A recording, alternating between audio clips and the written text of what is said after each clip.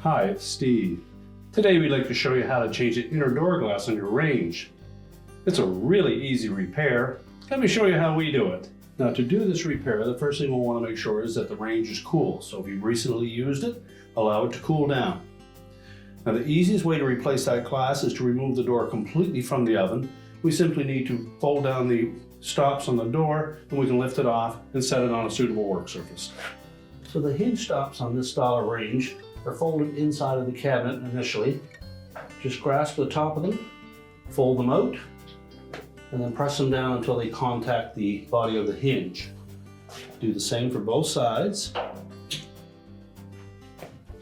Then we'll raise the door until it comes to a stop. At this point, we simply lift up on both sides of the door. We can remove it from the Range, and then we'll set it on a suitable work surface and we can change out that glass. Now with the door on a protected surface, we're next going to remove the handle. It's held in place with 2 screws that come from the inside of the door panel. So support that handle as you remove the screw.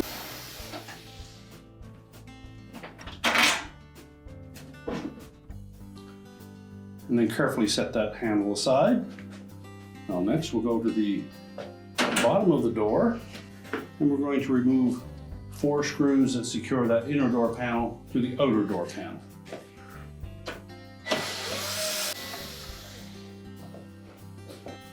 Now our next step will be to remove the 2 screws for each of the hinges.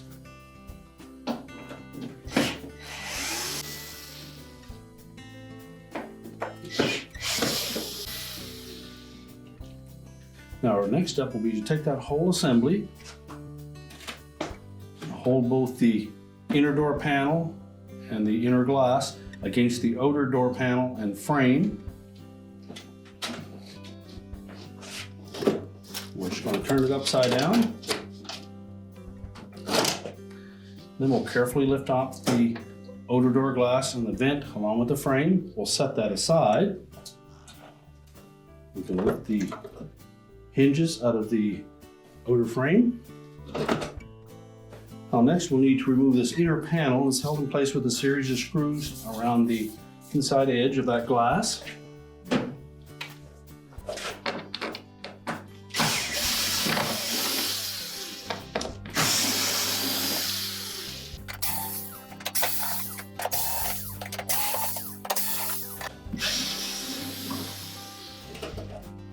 Now we'll carefully lift that inner panel away from the door, set it aside, and now we have access to that window pack. You can lift that out of the door frame.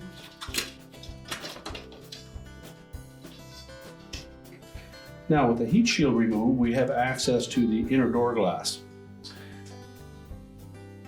If the glass is still intact, you can lift the frame with the top glass out in one piece.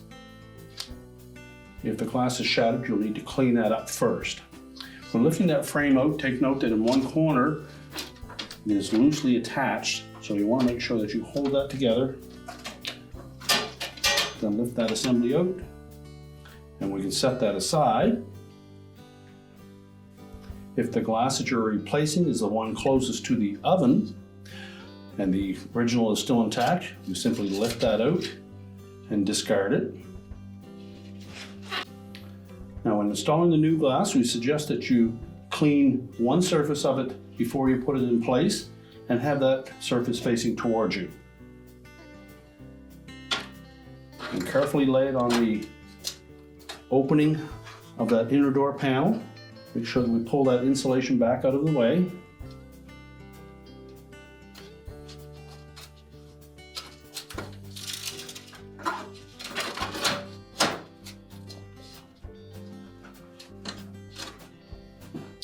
And now we can put the frame on top of that glass.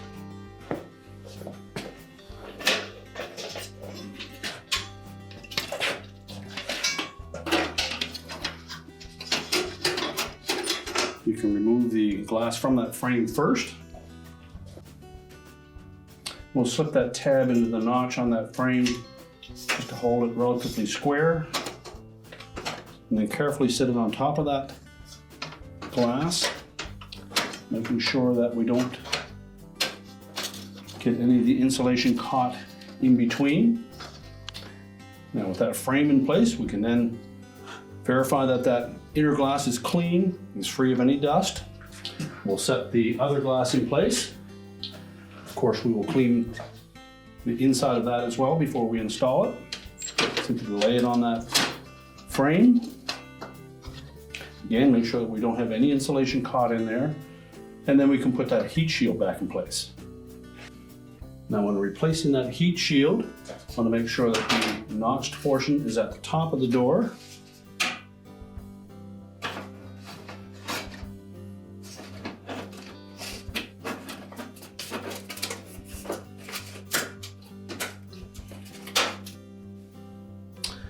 And we'll also want to make sure that we tuck the bottom edge of that heat shield into the lip on that inner door panel.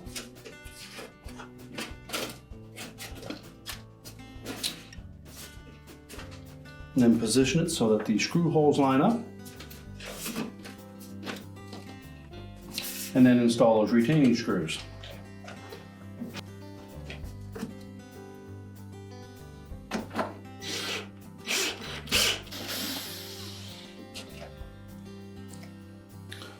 Before we tighten any of those screws, we want to make sure that they're all going to line up.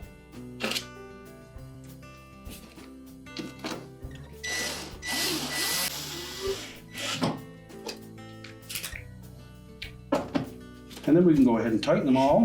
Just be sure not to over tighten them. Make sure they're nice and snug.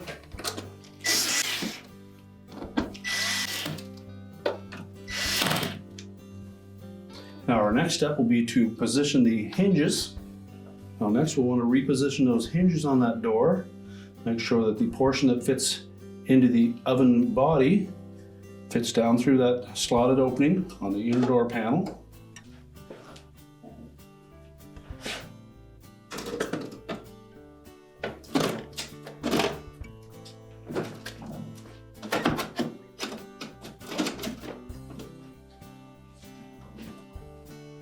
Now next we'll put the outer door panel in place. So we're just going to lay that on top of the inner door panel.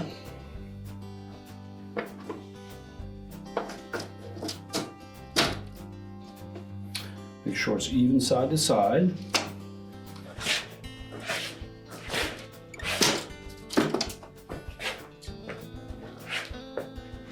And also across the bottom, we want to make sure that that decorative trim on the bottom of that outer door glass fits outside of the inner door panel. You can then attach that with the screws. We'll put the two outside ones on first.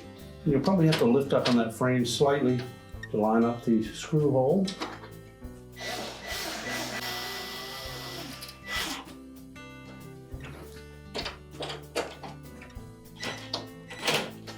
And tighten those securely.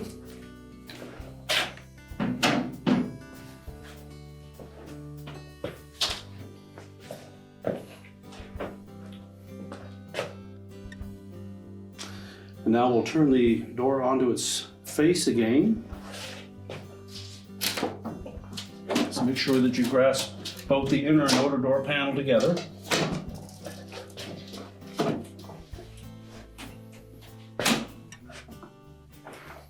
Now our next step will be to reattach the screws for the hinge.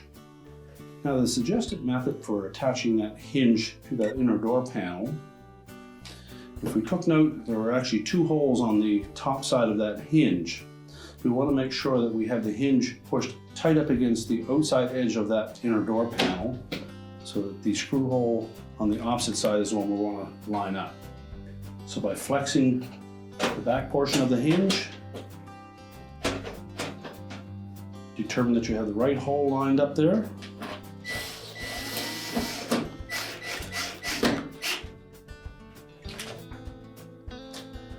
We won't tighten that screw yet. We want to make sure that we have the bottom one lined up.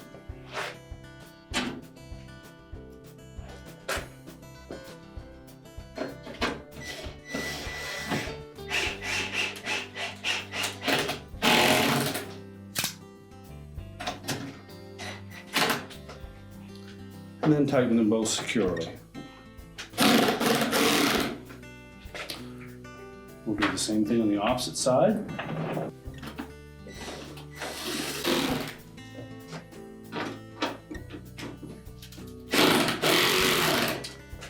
Now our next step will be to reattach the door handle.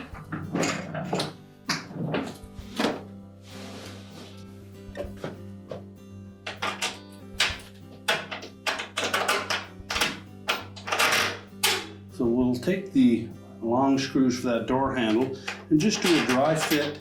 Make sure that it protrudes through the front of the door glass so that it can catch that handle. Do the same for both of them.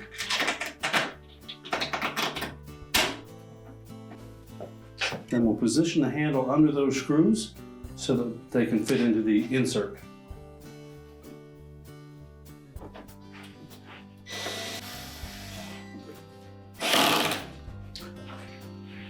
Tighten both screws securely. Now we're ready to take that door assembly and put it back on the range. So we'll line up the hinges with the openings in that frame.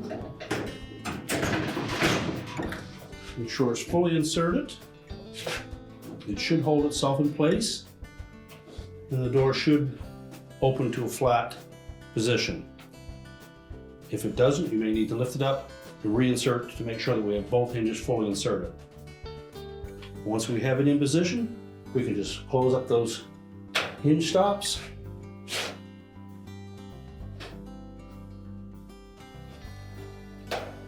Just make sure both of those hinge stops are folded up. We can close the door up, and your repair is complete.